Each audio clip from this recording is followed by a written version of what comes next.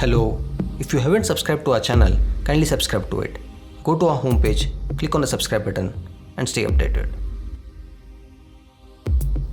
Sri Lanka recently won a T20 international series against India at home. It was their second T20 international series win since 2019. On the surface, it seems like Sri Lankan cricket is finally moving in the right direction. However, their win against India came after the visiting side sent a second string side which had defeated them comprehensively in the ODI series and then had to field a weaker team in the final two T20 internationals due to COVID-19 outbreak in the bio-bubble in the Indian team. The tiny island nation is currently languishing at number 8 in the ICC Test rankings and at number 9 in both the white ball formats. This was unthinkable in 2014 when they lifted the T20 World Cup in their home. So what went wrong with the Sri Lankan cricket? Let's find out. First is the structure of Sri Lankan domestic cricket. The current premier domestic tournament for men features 24 teams, which means 264 cricketers appear in each round of first class cricket. And secondly, domestic pitches are so dry that finger spinners have frequently comprised of 90% of the top 10 wicket takers every first class season for the last 6 years. Further, until 2020's edition of the Lankan Premier League, Sri Lanka's top T20 tournaments either bloated 23 team affairs or strange provincial tournaments that barely lasted 2 weeks. As in most countries in Asia, cricket at the college or school level is the most junior level cricket in the country. Under 13, 15, 17 and 19 are the most common divisions. Most schools have 2 teams, A and B, competing at these distinct levels, providing well-trained students to the upper grades as they go through these tough years. The under 19 level is crucial since any school in Sri Lanka prioritizes this squad, which only is one step below the professional cricketers. For provincial tournaments, the best players from the under 19 contests are chosen. They will then choose the Sri Lankan under 19 team from this. The numerous cricket clubs are the next stop for these individuals hoping to become professional cricketers. Colts Cricket Club, Sinhalese Sports Club, Moose Sports Club, Tamil Union Cricket and Athletic Club, Bloomfield Cricket and Athletic Club, and Nondescripts Cricket Club are just a few examples of club cricket in Colombo. The first class structure is made up of these clubs. Well, everything appears to be normal on the surface, virtually like any other nation's domestic setup. But as you probe further, flaws began to appear because the first class structure was collapsed and under 23 provincial tournament was brought into place. Previously, only a few top tier clubs were accorded the first class status in Division A. As a result, the number of first class matches remained high throughout the season and the level of competition remained strong. But now, Tier B clubs have been granted the first class status as well. They used to only play 3-day matches that weren't deemed fit for first class status. As a result, the entire organization is now separated into 2 groups.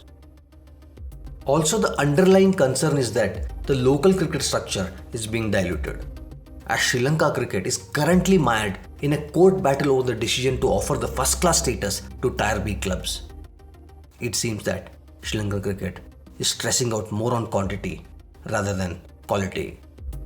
The other major reason for the decline is board's mismanagement leading to the decline of domestic setup. Several of Sri Lankan cricket's current officials were in the administration who in 2015 rejected a proposal to forge a new provincial domestic cricket system, which might have not only concentrated Sri Lanka's talent in an elite competition, but helped Sri Lanka decentralize the sport from its Colombo hub, allowing young players from far beyond the western and southern provinces to pursue cricket professionally. The decline has also got to do with the archaic nature of the cricket board in Sri Lanka. Sri Lanka's cricket election system is archaic. The board is still elected by 140 plus members, many of whom hail from clubs and associations that are either defunct or add nothing to the health of cricket in the island nation. Many of the selectors are in the game for personal gain. It is a small-scale politicking for which board members are essentially elected. As a result, the men's team has had 5 head coaches in the last 8 years. Roughly, the same group of administrators that hired Graham Ford worked to get rid of him 18 months later. And that same crowd essentially begged Chandika Hathurusingha to coach Sri Lanka before sacking him within 2 years. Frequently chopping and changing the team has also been a serious concern. Further, between 2015 and 19, the selectors also have been changed at least 3 to 4 times. Former Sports Minister Harin Fernando disclosed in November 2019 that the ICC considered Sri Lanka the most corrupt cricketing nation. Also, a former team performance analyst, Sanat Jayasundara, was banned for 7 years by the ICC for trying to bribe Fernando. Unrest among the players due to the new payment structure has also played its role in the present state of Sri Lankan cricket. Under the newly proposed pay structure by the newly appointed Director of Cricket, Tom Moody, former captain Angelo Matthews and current test captain Dimuth Karunaratne suffered the biggest cuts with annual retainership ranging from $70,000 to $1 lakh.